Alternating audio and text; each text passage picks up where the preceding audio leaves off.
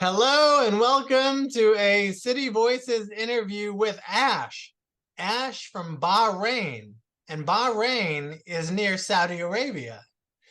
Ash, um, please get right into it. What's your story? You've got some time. Go ahead. Hello, I'm Ash, or otherwise known online as Ash the Coffee Mug.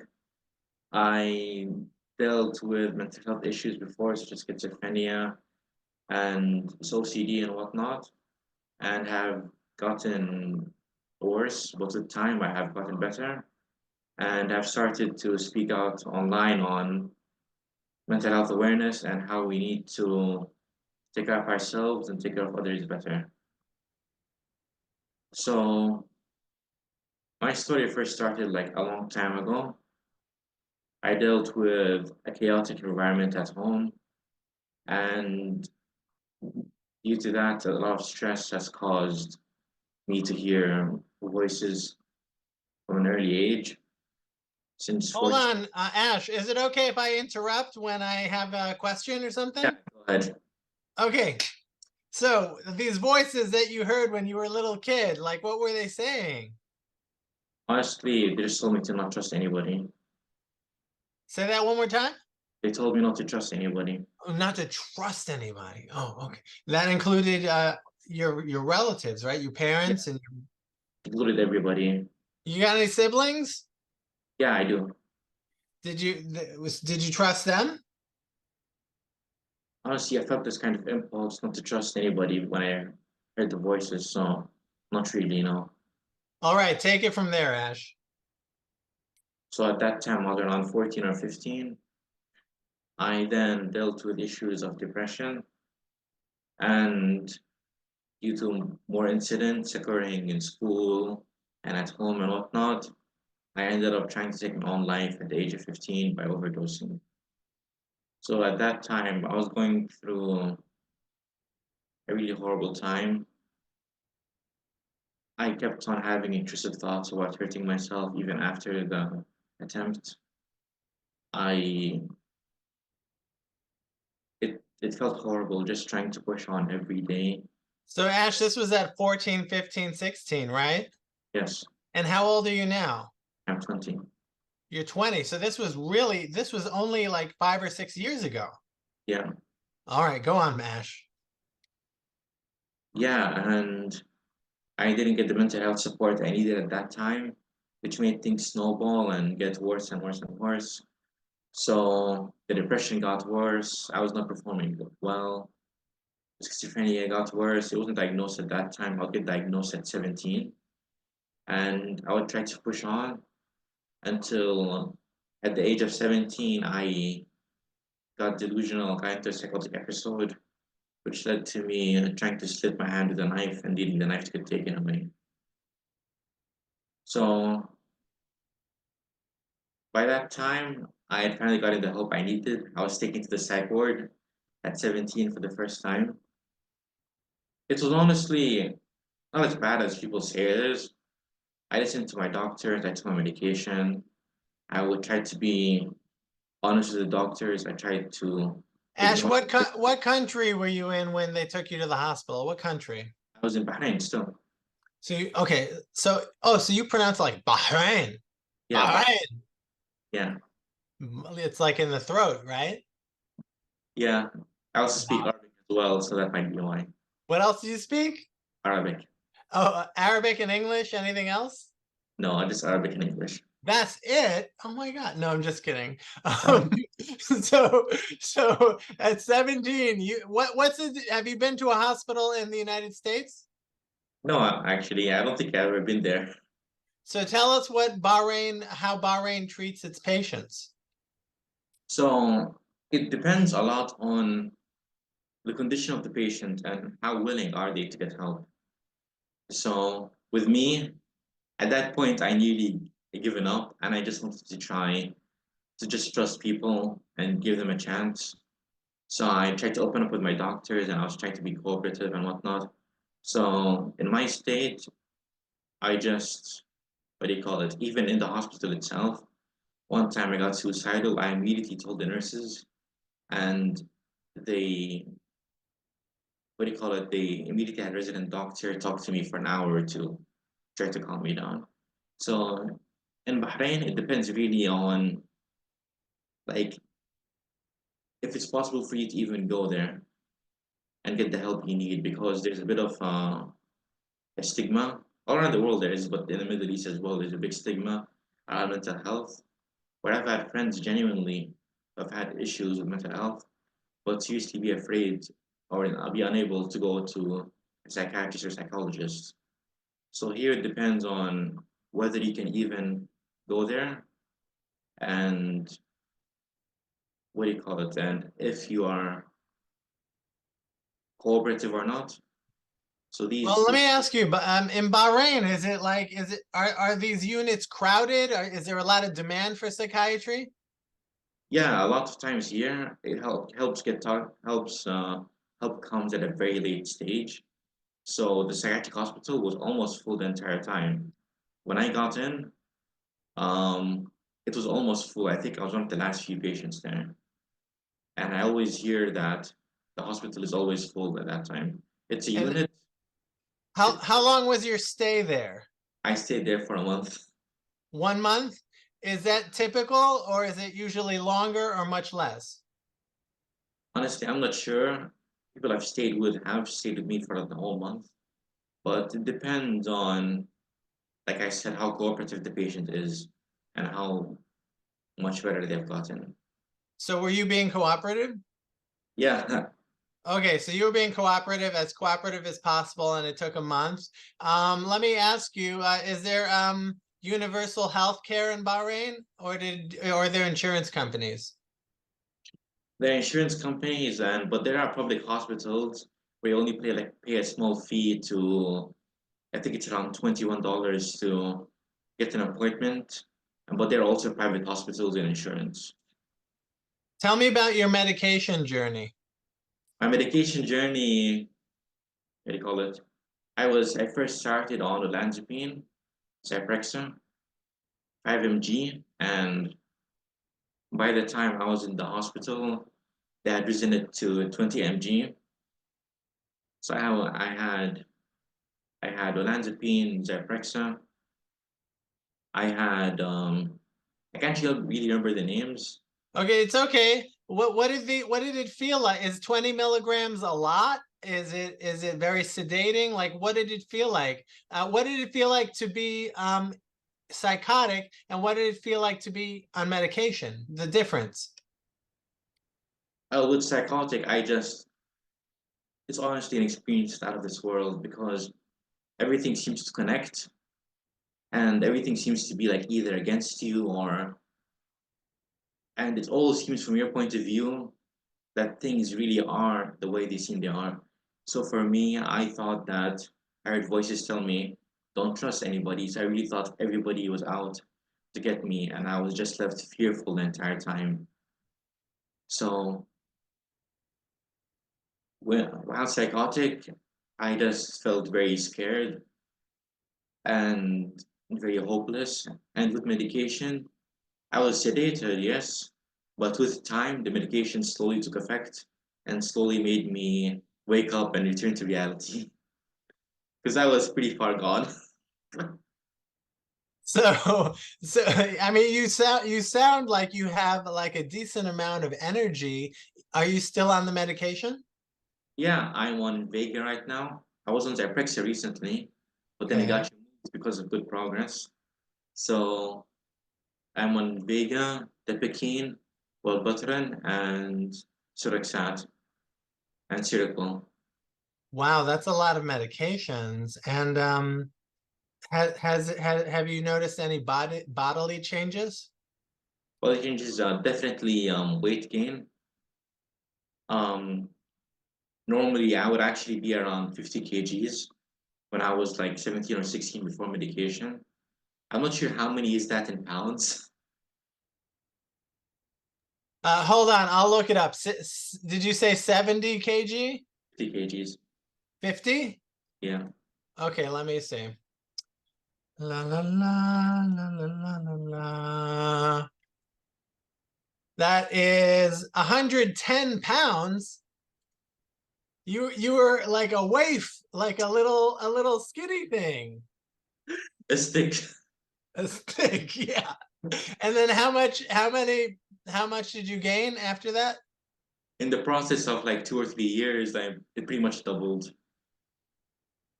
Okay, you doubled it. So you're like 220 pounds now, or like 100, Lower. oh, like 200 pounds. Yeah. Oh, okay. You look healthy. Your face and everything looks healthy. But let me ask you, how did it affect your energy, but more important, your emotions, the feelings like sadness, all the emotions, fear, anger, and joy? Well, at the time of the first psychiatric ward stay, because I had multiple stays actually, and the first stay, it was a lot of numbness, and it was mostly like emptiness, and just I was still like not really there mentally. So it would be a lot of sleeping, low energy, and emotions would be a lot of like still a little bit of fear from the leftovers from the past, but there would be like tiredness. Those would be like lack of emotion really because of the high dose I was taking. So that was at the first day. So did you get them to lower the dose? Because you sound like you're emoting. There's emotions coming from you now. No, I got better. That's why they lowered the dose. They did lower the dose? Yeah, because I got better. Did they lower it by a lot or by medium or a little? Little by little, they would slowly lower the dose and then judge the reaction. So how do you feel today emotionally? It's no comparison to the past. Even before the medications, I feel like a completely new Ash or Ashraf. I feel a lot more touch in myself with myself. I feel like I can really like feel my own emotions more and be able to like take care of myself emotionally a lot better and not neglect myself. So do you feel like do you attribute these good feelings and connection to yourself to the medication? To the medication and to getting better in general. And Mentally. how did you get better? Well, it was a long 3 year journey. So after the first psych ward stay, it wasn't really that big of a difference. I just didn't hurt myself really. That was the big difference. I just stayed at home. I was kind of giving up on myself. I just slept all day. Nothing, no real progress. I tried to study, but I had voices every time and I couldn't study well. So I was just stuck at home. And then I got suicidal, but this time I talked. I spoke up before things got bad, and I was taken to a private hospital. Because last time I was in a public hospital, and this second psych ward stay, I was in a private hospital, private psychiatric hospital. So I stayed there for around 10 days this time. And after speaking up and getting the help I needed, instead of staying quiet and letting things bottle up and get worse and worse and worse, it's a big difference. Because I managed to see like how doctors like they care about you and how there is still hope because of all the help you can get. Especially like the patients inside the second Sackward stay, they all formed a sort of family. They all took care of each other. They all helped each other, and we're all brothers and stuff. So that made a big impact on me. So so it's the opposite of psychosis, where psychosis was like, don't trust anybody. And like this is the opposite, where you're like trusting people with your feet, with the darkness of feeling inside, and you're saying, I'm suicidal, help me. And that's like really trusting somebody. So that's fantastic. I think it's always a risk when you trust someone like that with that information, but it seemed like it paid off pretty well for you. And how long ago was that in the private hospital? That was 2 years ago, Only 2 years ago. Okay. and that was when I got my diagnosis of schizophrenia. Oh, okay. So you only got it 2 years ago. And what does that feel like to have a diagnosis like that? When you were told schizophrenia, what were you thinking? I almost gave them the paper back and told them to change it. I almost gave it back to them and told them, sorry, give me a different one. Oh, what is it about that word that's so bad? It was honestly just a lack of understanding because I just knew it was like, what do you call it? It was difficult to have it. And what do you call it? Like the whole stigma around it, like even I was affected by it and I was just scared. I'm like, okay, this is what I've been going through all along. So like what references did you have to schizophrenia before you got educated about it? References, honestly, just like watching things or just hearing people talk about it. So very loose and unrealistic and untruthful references. Okay, but like what? Like horror movies touch on that topic, right? Yeah, just like unstable and untrustworthy, and they're always going to be like this. Things similar to that. What about violence? That person. Violence was a thing that they, what do you call it? Like media always said, people with schizophrenia had it. But if you look it up, people with schizophrenia are more likely to be treated violently than to actually be violent. But going back 2 years to when you received the diagnosis, were you like, oh my God, am I this violent psycho now? I was just more hopeless. Oh, it made you feel hopeless when you got that word? Yeah. Okay. And I hope I have that diagnosis as well. Oh, So yeah, so I remember when I received the word and it was like, no, no, no. so at the second psych ward stay, I really tried to challenge my delusions and prove that they were wrong and that I could trust people. So with that, I found a good psychiatrist. I found a good therapist. I tried to communicate to the doctors my needs, and whenever I would have issue with the medications, I'll tell it to my psychiatrist, and he would try to figure something in the middle out. So I continued taking the medications as usual. So at that time, things were getting better, but I still had one final hurdle to get over, which is on how do I deal with the voices itself? How do I deal with the intrusive thoughts? How do I deal with all of these chaotic things going on? Do you still hear voices? Yeah, I do, but they're a lot less loud. They're less loud. And can you make out what they're saying? Usually, I don't try to. Oh, you're not interested? You try to ignore them? Yeah, that's the best ways. You just try to. Do they go away when you ignore them enough? I usually have just loud music on to help me. Okay. Are you familiar with the Voice Hearers Network, the International Voice Hearers Network? No, actually. Yeah, there's this whole network of voice hearers all over the world. They started in the United Kingdom, and they'll welcome you and as a fellow voice hearer, and they try to they like normalize voices, like it's a normal part of life. Millions of people hear them. Nobody gets thrown into a mental hospital for hearing them. They all learn to live with them. And so I mean, there are members who are on medication, who have received diagnoses of schizophrenia, but by and large, it's a community that helps each other to strategize how to work with their voices. Does that sound interesting to you?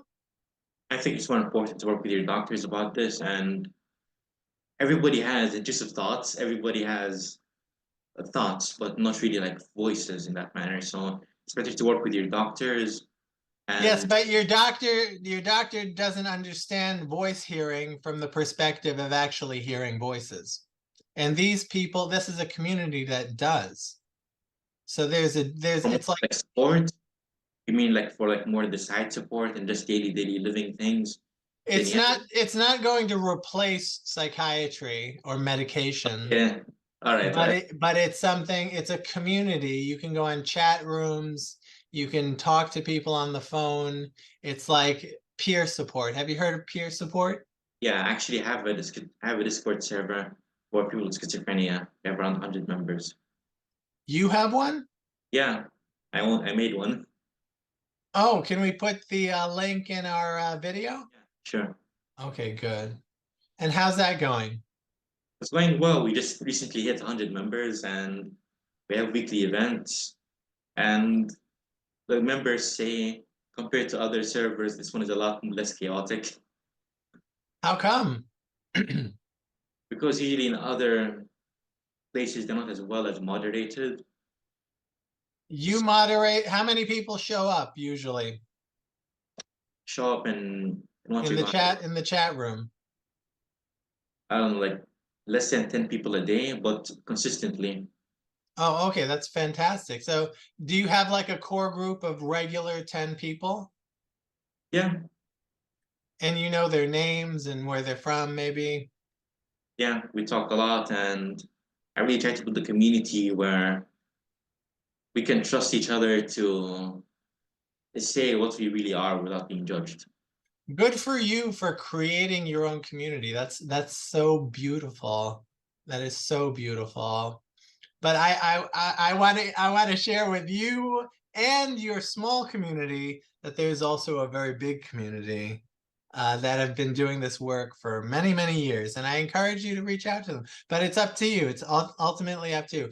If you feel you have all the peer support you'll ever need, then there's no need to look elsewhere. But if you're curious, you can always Google Voice Hearers International or something like that, or something like that. All right.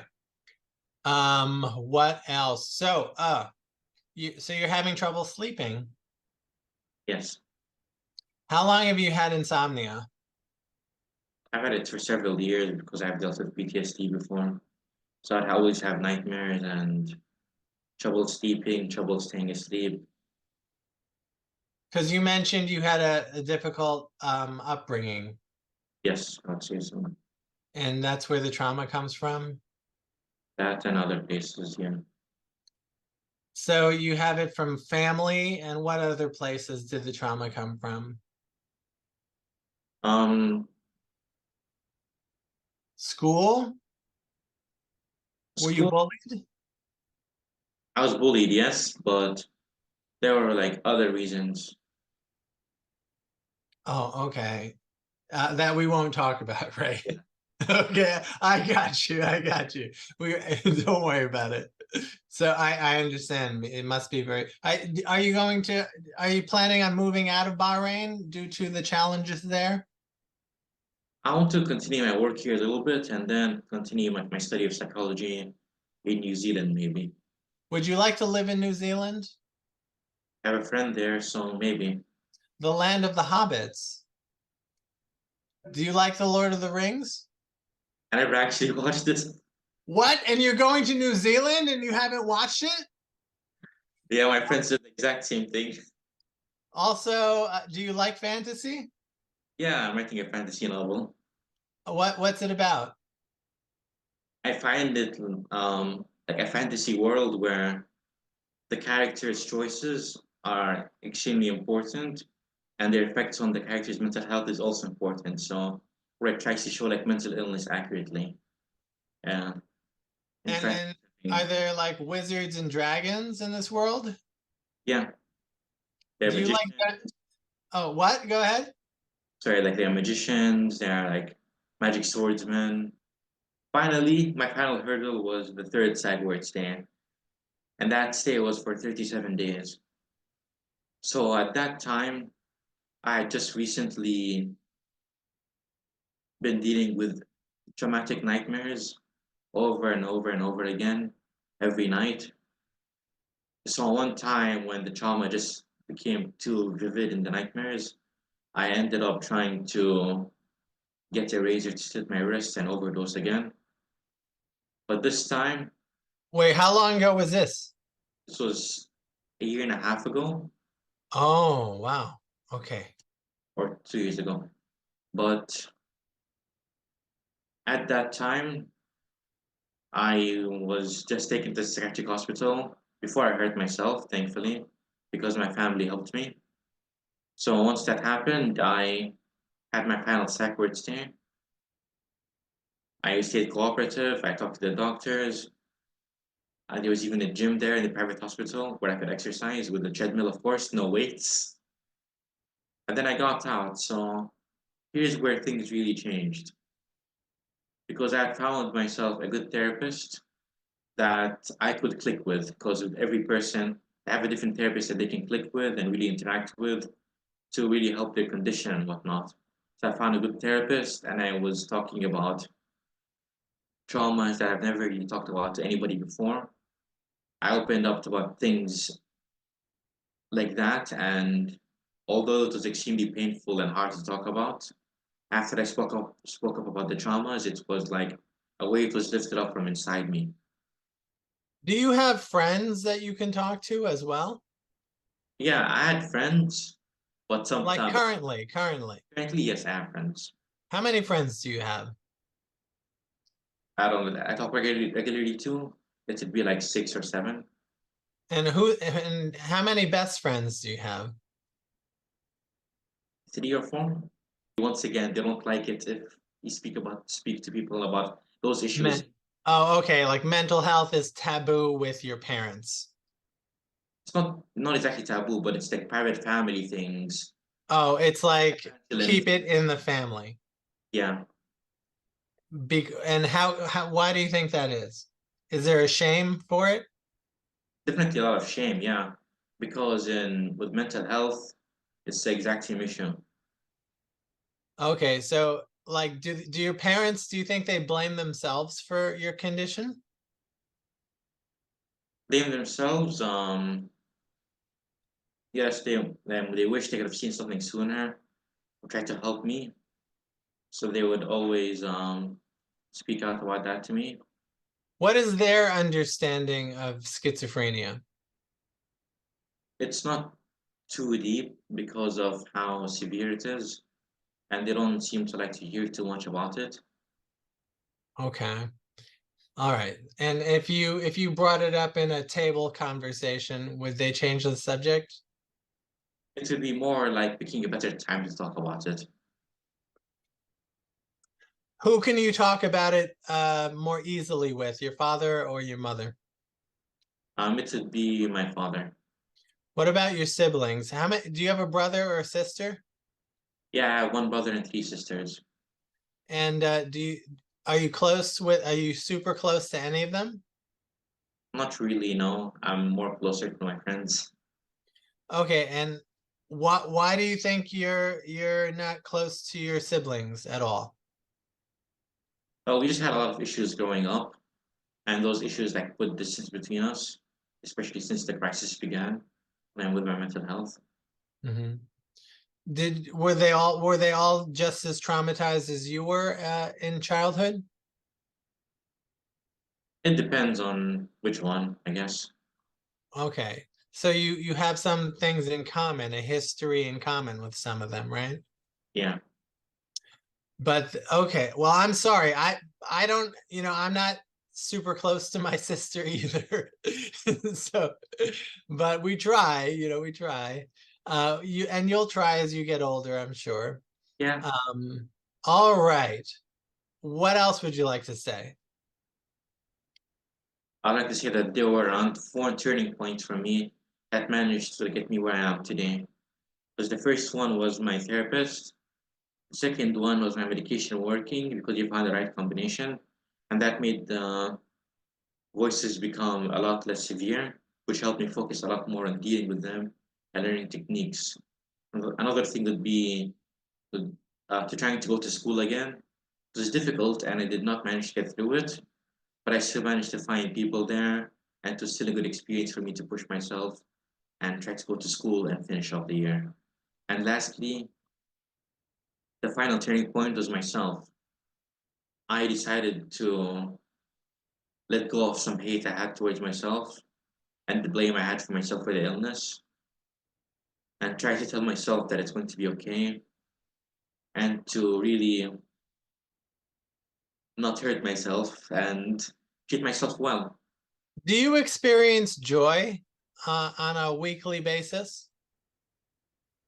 On a weekly basis, like maybe every 1 or 2 weeks or something, Really? How come so little? because I would still be dealing with a lot. I would talk to a lot of people. I would hear a lot of stories. I would listen to a lot of things that can What bring brings you joy? whenever I honestly, whenever I meet my friends, whenever I write well in my story, whenever I manage to break through and add another good habit to myself. What about music? Music, definitely. What's your favorite? What's one of your favorite musics? Well, it would be a song by Mothika, who also has a history with suicide at a young age as well, 14, 15 as well. She had initial suicide. And it Wow. is called Malt. Is And that is that Arabic or English? it's English. She's in Okay. America. Are there any bands, Arab bands that you identify with? Not quite. I don't really listen to Arabic music. Oh, okay. So you're writing this fantasy book about the mental health of the fantasy characters, and like, how far along are you with this book? I'm 20 chapters in writing it. How many pages? I'm not sure how many pages, but each chapter is like 3,000 or 4,000 words. Oh, okay, 3,000 or 4,000 3,000 words. words. So 3,000 words per chapter. Um, and I think 800 is like 700 is like one page. So 700, that's like 5 pages. It's only 5 page chapters. It's 3,400 chapters. Sorry, 3,400 words. Sometimes less, sometimes more. It depends So on, 5 to 10 pages a chapter. yeah, Okay, and you have 24 of those chapters? 20 chapters. So, oh, 20 chapters. So, you wrote like you could have something close to 200 pages. Yeah. That's pretty cool. Are you close to an ending? An ending would be around 30 or 35 chapters. So a little more than halfway there, I would say. Is there any romance? There will be romance in future chapters, but right now it's more of just setting things up. Right now, the Oh, focus is on the main character and how he deals with life. okay. Is the main character have schizophrenia? He hears voices. Okay, so he's like a voice hearer, like from the Voice Hearers Network. Okay, that's cool. Um, so besides writing and listening to music, what other creative outlets have helped you? Well, I try to draw from time to time. I don't really draw that much, but I try to make wallpapers as well. That can help me mentally. I would make a wallpaper that would be motivational for me, and then I would leave it on for like a few months, and then I would make another one and change it. Do you Um, like drawing? I used to like drawing, but now it's more writing. Is it harder to draw now with the medication? I would just say I don't really put as much time into it as much as writing. Okay.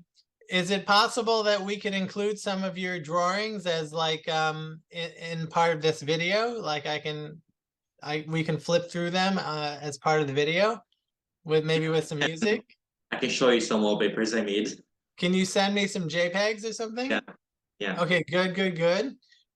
So you have drawing, you have music, you have a community of 10 involved people that you created yourself. And then there's the peer support that you haven't explored yet. You have a good therapist, you have a psychiatrist that you respect. Yeah. Okay, so someone for the medication, someone to talk to, and you have like 6 best friends. No, 4 best friends, right? 4 best friends. What? 4 best friends. 4 best friends. But you have like 7 like friends. Like that's extraordinary. Are they all from Bahrain? Yeah, they're all from Bahrain, but some of them I've met in Discord. Other ones I've met but they've traveled to different countries. Do you game? I mostly play like FPS games like Overwatch, the popular ones. Oh yes. All right, all right. And that's another outlet of releasing the emotion and getting to like that peaceful state, right? How often do you experience peace of mind during the week? I try to leave a time for myself every night where I can try to meditate and try to bring myself at peace. So yeah, I'll try to keep it regular. Very good. Do you know anything about mindfulness? Mindfulness is just like being aware, correct? It's being in the moment, present in the moment with a mind that's at peace. It's not like pressuring you or giving you like a tumultuous thoughts. It's like everything's at peace. You're in the moment. You're living. You're being mindful. Yeah. That's what I try to do every night. All right. So Any parting words? my parting thoughts are that you should try to talk to somebody about what you're dealing with, whether you're getting voices, whether you're having suicidal thoughts or having thoughts to hurt yourself and all these things. That you should talk to somebody about it, an organization nearby to help you, and try to open up. Because even if you feel alone, know that there are a lot of people out there who can help you, whether it's people who deal with the illness themselves, or there are people who have studied to help you with this illness. So I wish you the best of luck and that you are not alone.